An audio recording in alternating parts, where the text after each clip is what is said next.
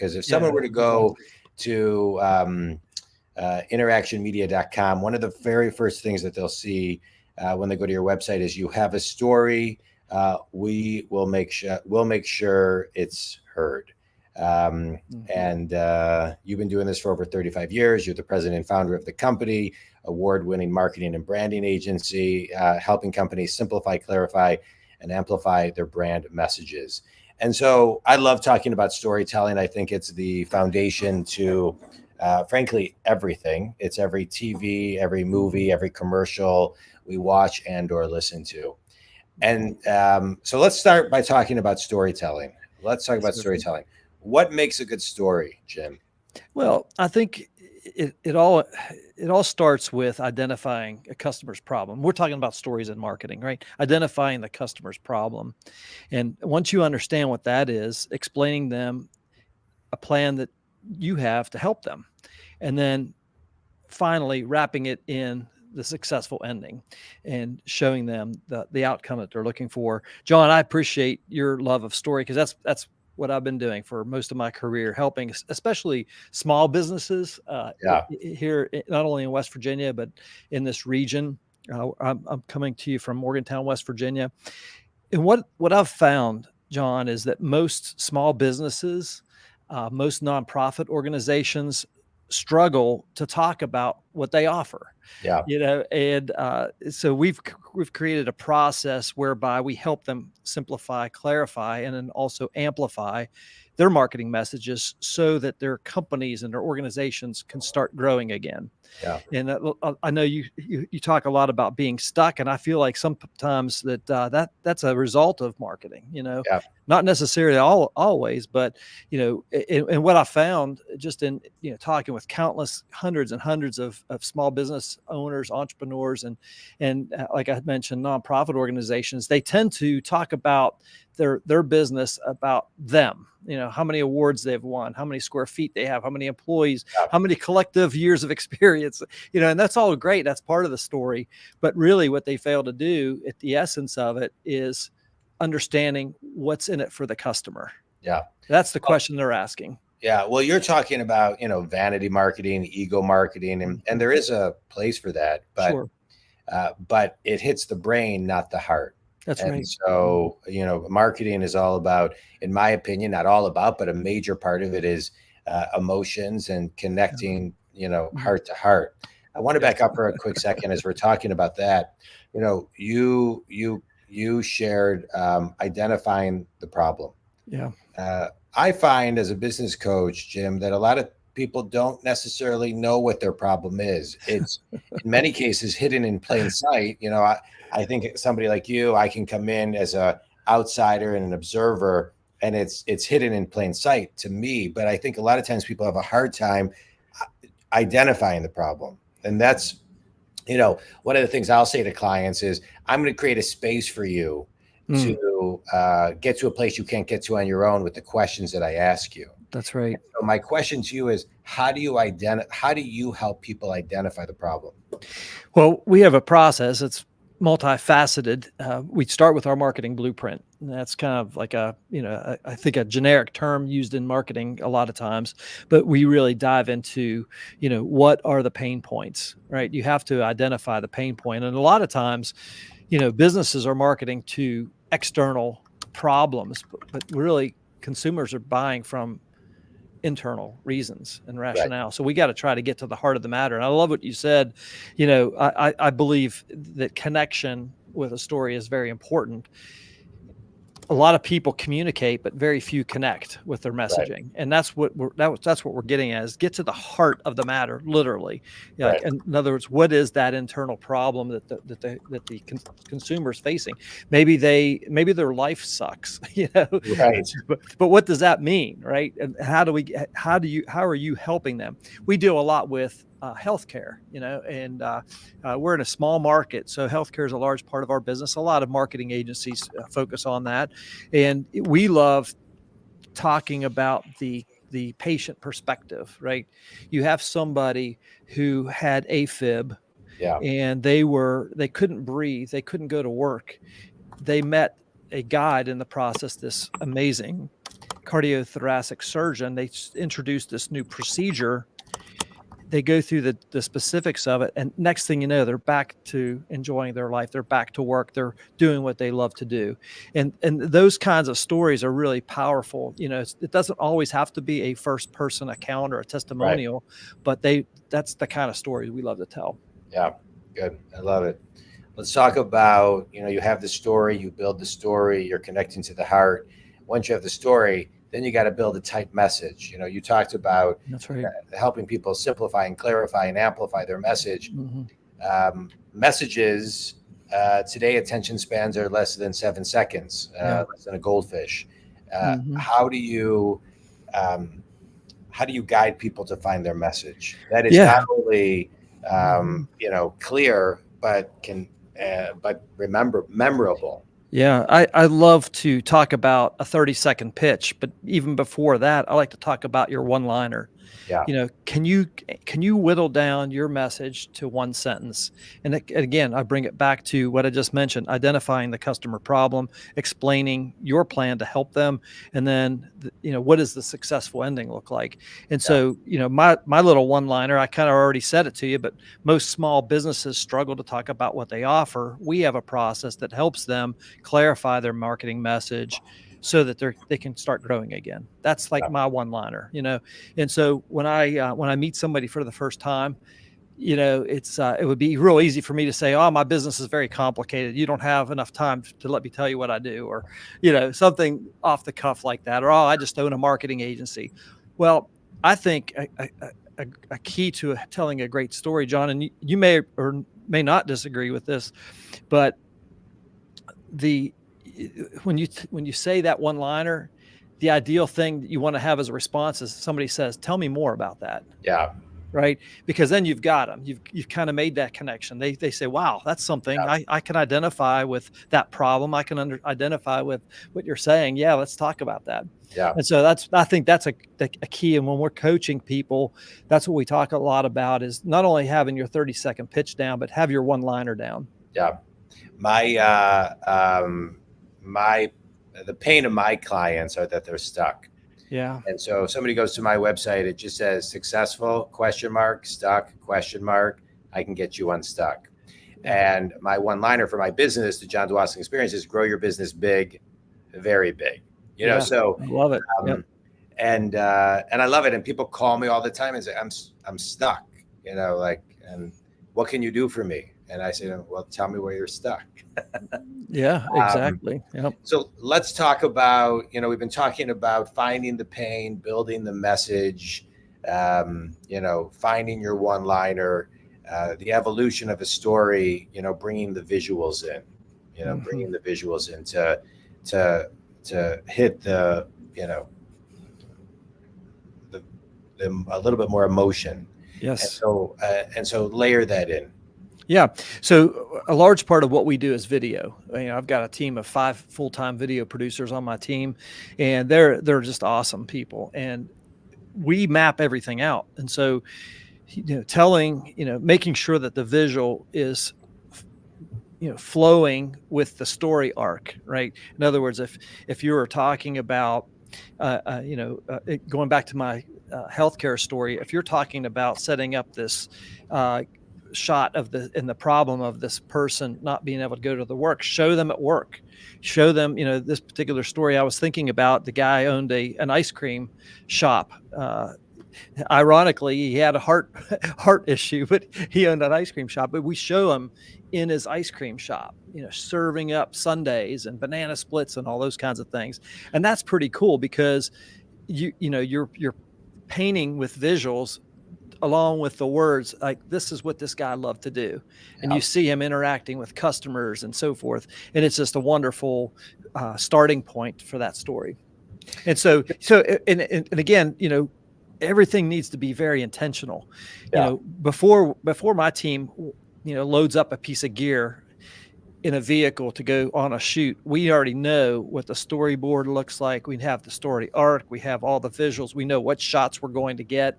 It's very intentional. It's not just out there winging it, because I'm a firm believer that with technology today, anybody can shoot beautiful pictures. You can capture really cool audio and great quality audio and video, but you've got to do it in a way that it flows and it maintains a story arc. Yeah, the flow is so important in everything that you do.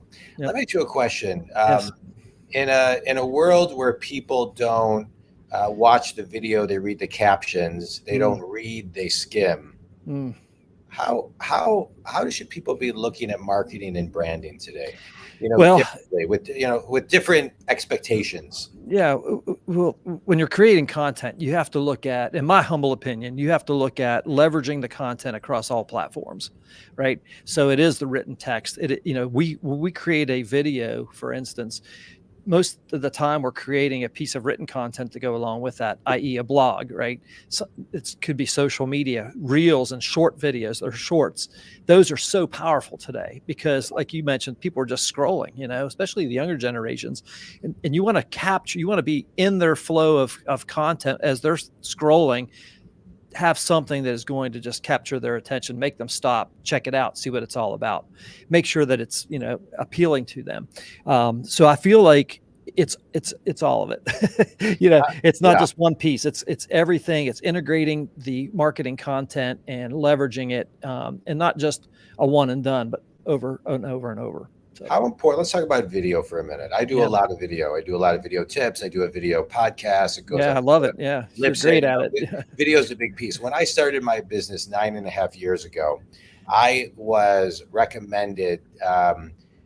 Someone said this to me. This was 9.5 years ago. Do a 1-minute video every day for the next 100 days. So I did. I started taking off after 2 weeks, the weekends, because I felt like it was too much for everybody else. But to me, video has been probably one of the best pieces of the growth of my business, as well as my podcast. I love it. How important is video for everybody today, no matter what business you're in, no matter what age you are? It doesn't matter. How important is video? I think it's everything. I like I said, that's a large part of what we do. It's easy to digest. It's easy to reach people. It's easy to tell a story. But you got to do it. I mean, I love the idea. Was that Gary Vee that mentioned 100 videos? No, it was, her name is escaping me right now, but it was somebody that I heard on a podcast. Yeah, that's great. Yeah. Well, the point is that, consistency is the key to it, right? And you're going to get better as you go along. I started a podcast of my own here in West Virginia. It's called Positively West Virginia. And I tell the origin stories of small business and nonprofits here in West Virginia. That's so John Denver-ish. Yeah, exactly. And the thing about it is, when I first started, I was terrible. And I'm not saying I'm great right now. I'm by no means a broadcaster, but I love having those conversations. I love doing it. It's something that I love. I get to do right in my job. And I love that. But when it first started, I was terrible at it. I did not like doing it. I'm still not a big fan of my voice, but the point is you got to do it. You got to put yourself out there. And one of the reasons I think, John, that it works so well is because people get to know you quickly. Yeah, absolutely. And it's just like, talking about like, we have an orthopedic company that we work with. They're a surgical group, private practice, kind of a rarity these days. And when those docs are talking on camera, on social media, people go to the appointment and are like, yeah, doc, I've been watching your video. I know who you are. You're already building a relationship. That's what I'm saying, as basic of a story as it could be, just having an interview with somebody, you're building that connection, not just communicating. Yeah, no, I love it. I feel the same way. People, someone called me this week and said, hey, I want to talk to you about hiring you as a coach. I've been watching your stuff for nine years. So but I think what I want to echo there is it's a long game. It's not a short game. 99.98% of people are not going viral on a video. It's about continuity and consistency. That's right. Yeah. I agree with you. People learn through story. I think people also learn through lessons learned. Yes. What, as a business owner, what is the biggest lesson you've learned about growing your business?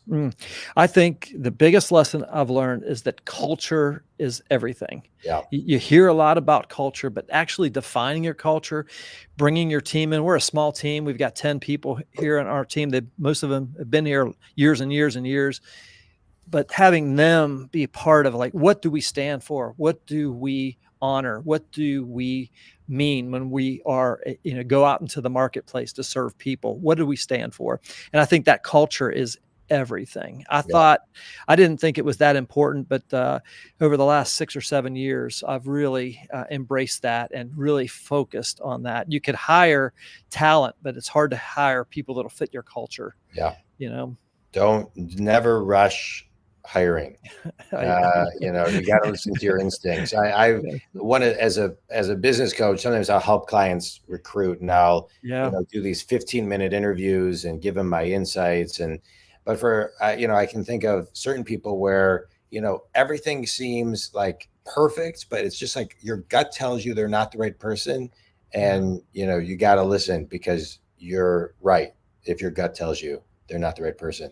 And one wrong hire can ruin an entire culture. So I agree with you on that. Every time you hire a person too, if you got 10 people and you're adding an 11th person, or if it's the 105th person you're hiring, every time you hire somebody, the culture shifts a little bit. Correct. Right? Because you're bringing a human into the space.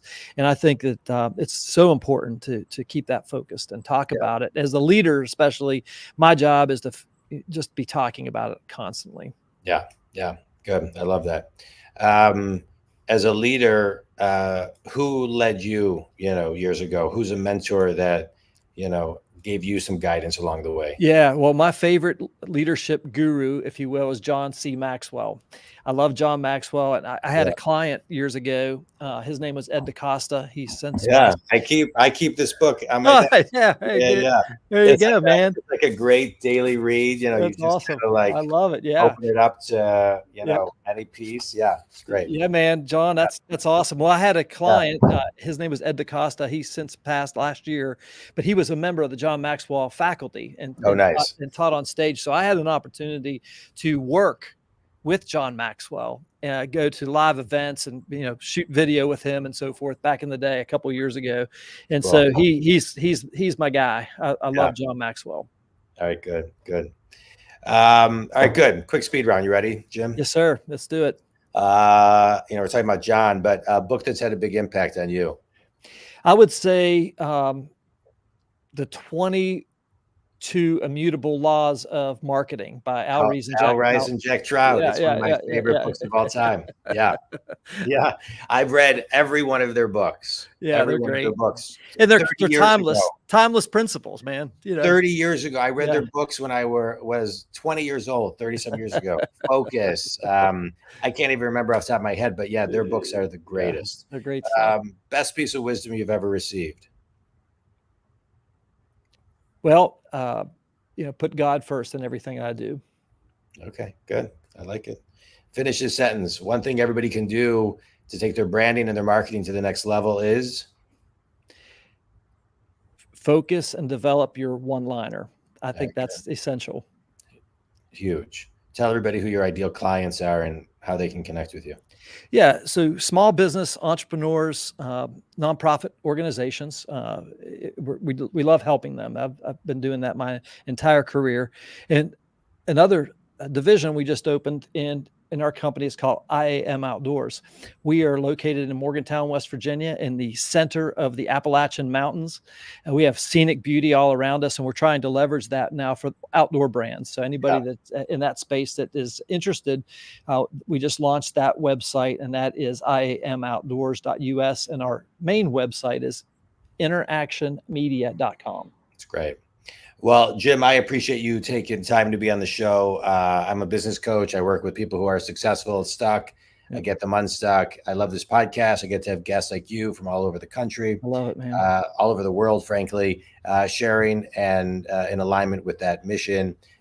You shared a lot of great stuff. Identify problems, find your clear message, amplify, find your one-liner, and a kind of another through line is, it doesn't have to be perfect. It just has to be progress. And Absolutely. I love it, man. and I think everything you're saying seems really true. Think community. We talk a lot about marketing and branding on this show. I love the topic. I think everything is marketing, and marketing is everything.